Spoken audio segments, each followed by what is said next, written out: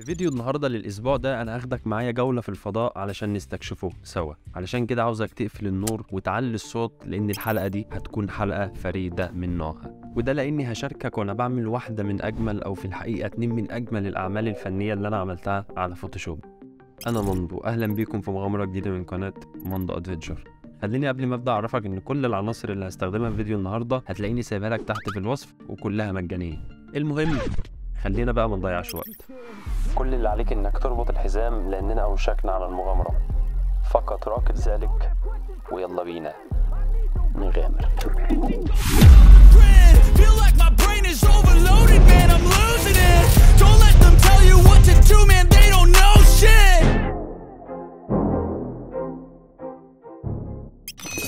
اهلا بيكم في الفوتوشوب. اول حاجة هجيب صورة للباك جراوند وهبدأ ان اظبط مقاسها والزاوية بتاعتها. بعدين هحتاج ان اروح للتأثيرات واختار سوليد لاير واحدد لون، وليكن مثلا اللون اللبني للدرجة دي، وهحتاج ان اغير البليندنج مود بتاعها للسكرين. بعدين بقى هروح اعكس الماسك بالضغط على كنترول اي، وهروح اختار الفرشة واظبط ارقامها وابدأ امشي الفرشة في الجزء اللي في النص عشان اعمل توهج خفيف كده للباك جراوند. بعد كده هجيب الكوكب ده وهبدأ الفه بحيث يكون الجزء المضيء يبقى هو اللي فوق، وهبدأ اسنطره في النص كده. بعدين هروح على قائمة ادجستمنت واختار تأثير الاكسبوجر وهقلل الضوء بحيث يكون الكوكب مظلم شوية. اروح واختار تأثير الكالر بالانس وهبدأ اظبط ارقام الميد تونز وارقام الهايلايت والشادو بحيث ادي التون المظبوط اللي انا عاوزه.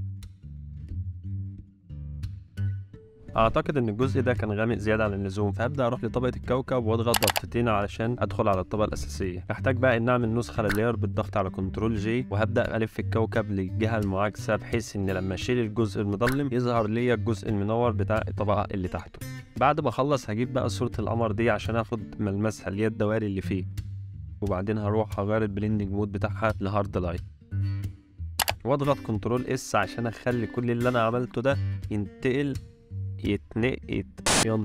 في الملف اللي انا شغال عليه. وهبدا اروح للاكسبوجر وبالفرشه هبدا اشيل التاثير من على الكوكب من فوق بحيث ان الجزء اللي فوق هو اللي يكون منور قوي، وهبدا برضه اشيل الضوء من على الدوائر اللي انا خدتها من ملمس القمر، وبرضه هشيل التاثير بتاع الكالر بالانس من على الدوائر بحيث يكون لونها الاساسي هو اللي ظاهر.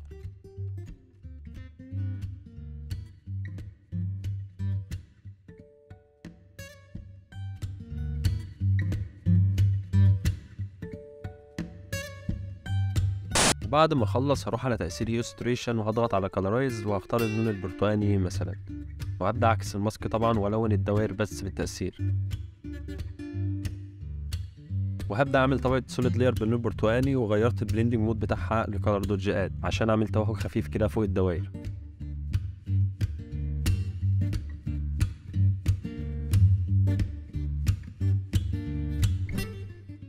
اختار سوليد لاير واختار اللون بتاعنا اللي هو البرتقاني، واضغط بالفرشه عشان تعمل لي الشكل ده، واخلي البليندنج مود بتاع السكرين، وبعدين هصغر الفرشه وابدا اشيل التاثير من النص كده، وابدا بقى ادرج الفرشه والون بحيث يعمل لي الشكل التدريجي ده.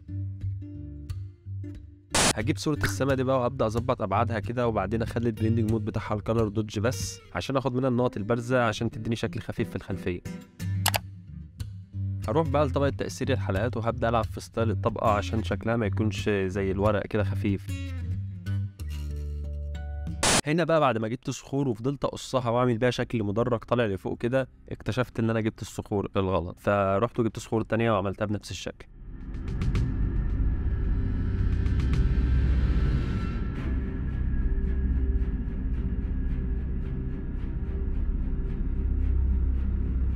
بعد ما خلصت التغيير هروح على التأثيرات واختار اكسبوجر علشان اعمل اضاءة شبه معدومة كده.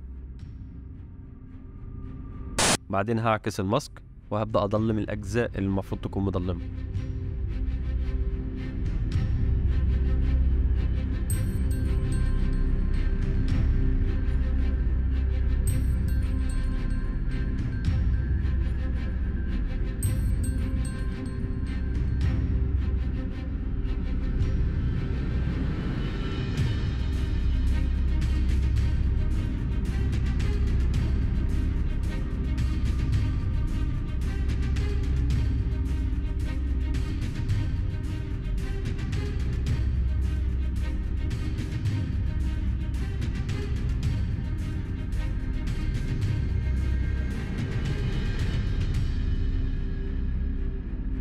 المهم بقى بعد ما خلصت تظليل هدي الصخور التون الازرق عشان اخليها ماشيه مع الخلفيه. بعد ما اخلص هبدا اجيب الصخور اللي بتبقى في الجو دي، هحتاج بس اشيل الطوبتين الكبار دول، وبعدين هبدا اظبط لفتها بكده بحيث يكون الجزء المنور ناحيه الكوكب، وبعدين هرميها في الصوره بطريقه عشوائيه كده، وهبدا اعمل كوبي بيست بقى في اماكن مختلفه، وهعمل معاها نفس اللي انا عملته في الصخور اللي تحت بالظبط. هضلم الجزء المعاكس للكوكب وهدي تون برتقاني كده في الجزء المنور، وهديها برضو التون الازرق شويه عشان يبقى ماشي مع الخلفيه. المهم هسيبك بقى تتفرج على بقيه الصوره بفيديو سريع.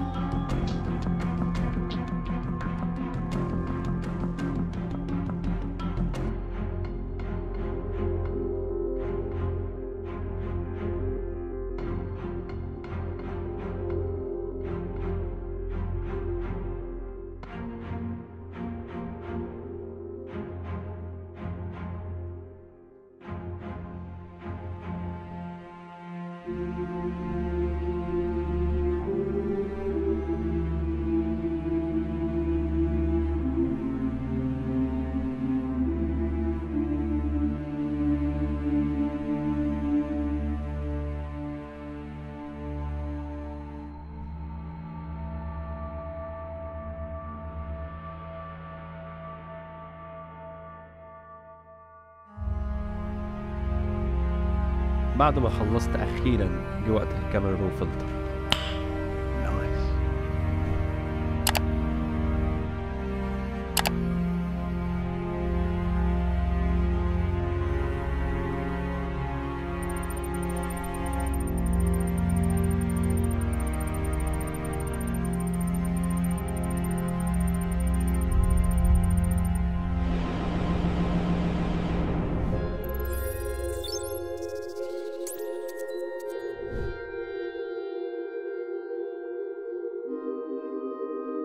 وبكده نكون خلصنا أول صورة معانا، وأعتقد إنها كانت تستحق أكتر من كده، بس برضو رأيك هيفيدني، وياريت تقولولي تحت في الكومنتات.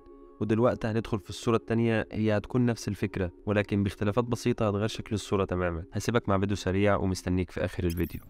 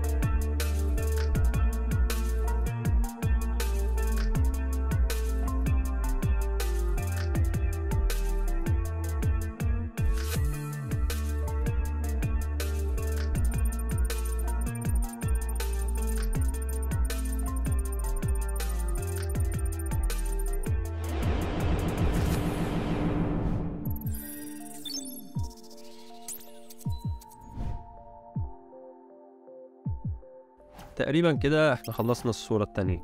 كانت مغامرة ملحمية بصراحة بالنسبة للمرات اللي فاتت، لانه كده رسميا لاول مره اخلص صورتين في فيديو واحد. اعتقد ان الصوره الثانيه احسن من الاولى رغم مدتها القصيره، لانها تقريبا ما خدتش مني غير نص ساعه مقارنه بالصوره الاولى اللي اخدت مني الساعه ونص. كالعاده رايك هو اللي هيفيدني طبعا، وما تنساش تقولهولي تحت في الكومنتات، وبالمره وانت طالع لو محتوايا عجبك ما تنساش تشترك في القناه.